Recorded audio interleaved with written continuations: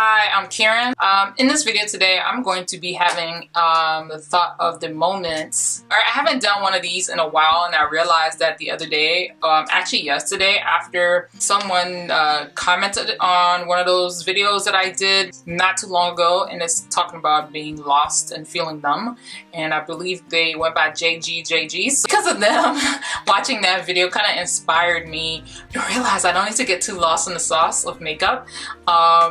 And stick to the reason why I started this channel. Spread a good word as I'm learning and I'm growing spiritually.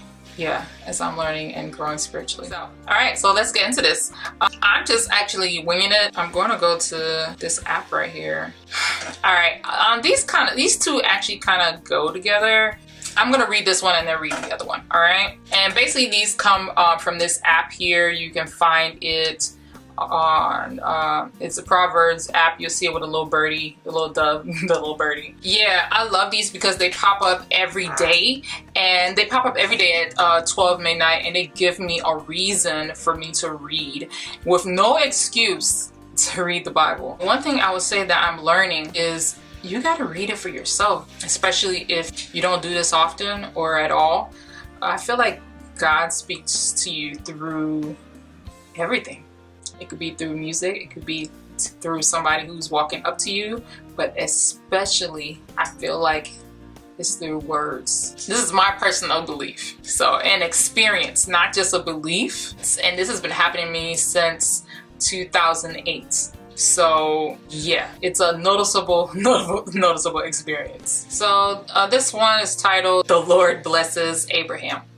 And the angel of the Lord called to Abraham a second time from heaven and said, "By myself I have sworn, declares the Lord, because you have done this and have not withheld your son, your only son.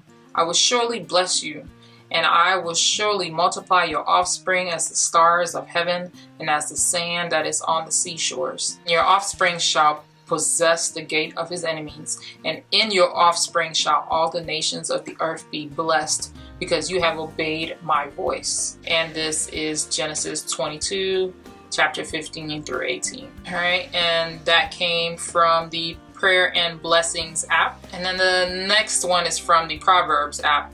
And this one says, "A wise man feareth and departeth from evil, but the fool rageth and is confident."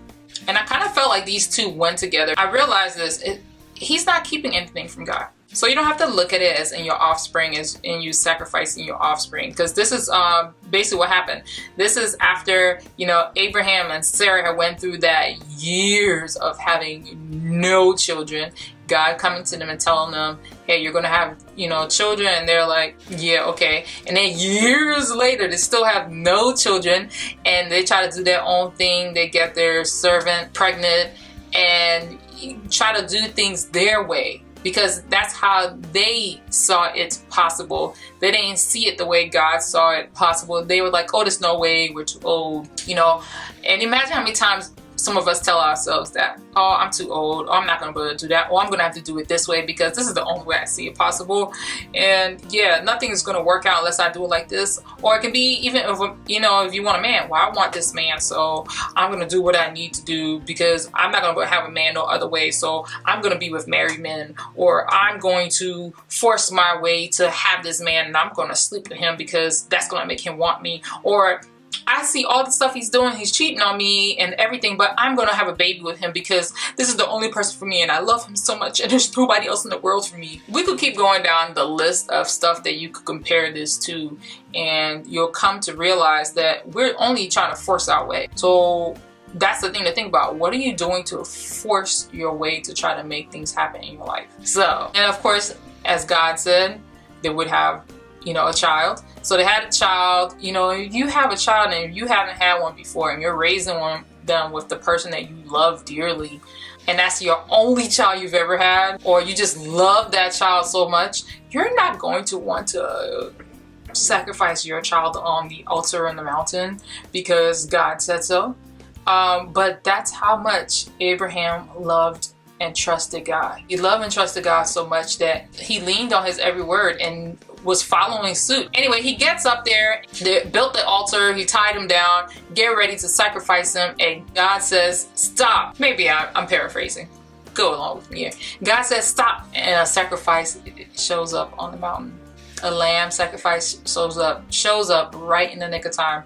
And I feel like that's how God works. He wants you to be obedient, to listen to him and to fear him and seek him first. Not seeking somebody else. How can I have this person do this for me because I need this and they can do it for me? And I realized that has been a thought that I thought for some reason was correct in my mind. Oh, I'm gonna get a man so he can help me do this. He can do that. I need a man so he can help me pay for this because I don't want to pay for this by myself, or I don't want to have to be by myself to be able to do all these things. How am I going to be able to do all this? Whatever. There's so many different situations that you can think of and compare to that.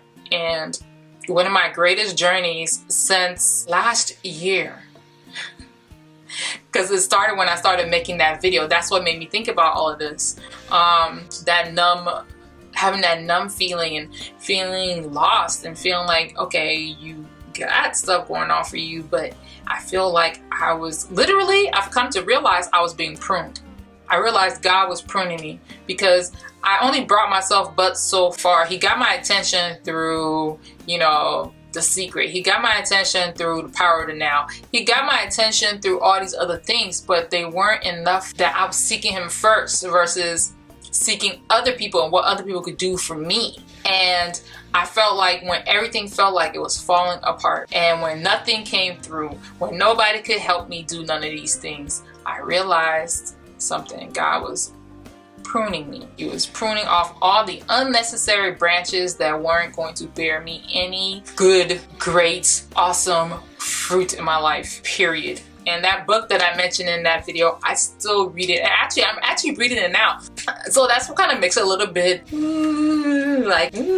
God trying to get my attention here. Because what was odds of me reading it the day before, and I check my notifications, and that's the exact book that I'm mentioning. I'm telling you, God has a way of using those same words, no matter how many times you've read it. He has a way of using it to speak to you in your current situation right now. And that book is called The Secret of the Vine.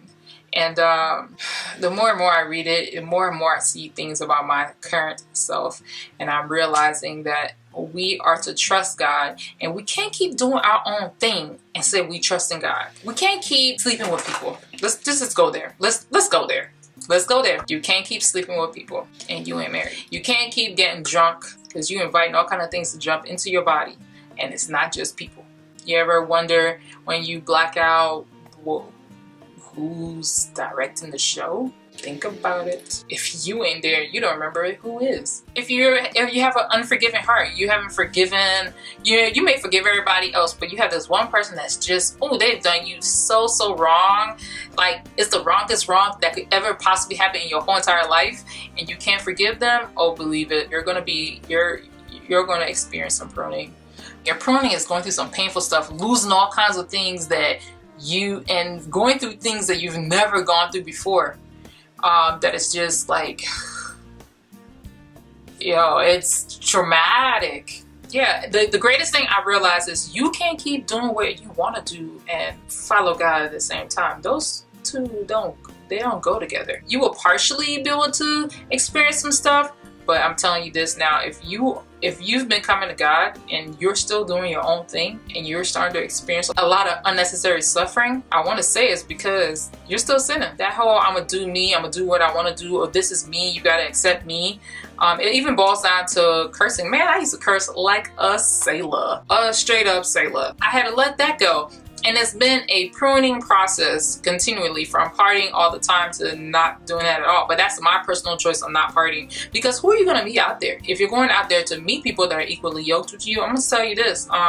You're going to meet people who are equally yoked with you in the person that you are at that moment. So I'm just saying, if you meet people who party, you meet people who drink all the time, you meet people who smoke all the time, you're going to be with that type of person. And those also come with other things too, which is a person who has no self-control. And the list just goes on and on. So we don't veer off and stick onto the subject. I feel like you have to be willing to give up those things. And that's kind of that sacrifice, that thing that means the most to you. You sacrificing it, giving it up to God. And He will show you something else that is really, really, really what you needed. Not just what you wanted, but what you need in your life.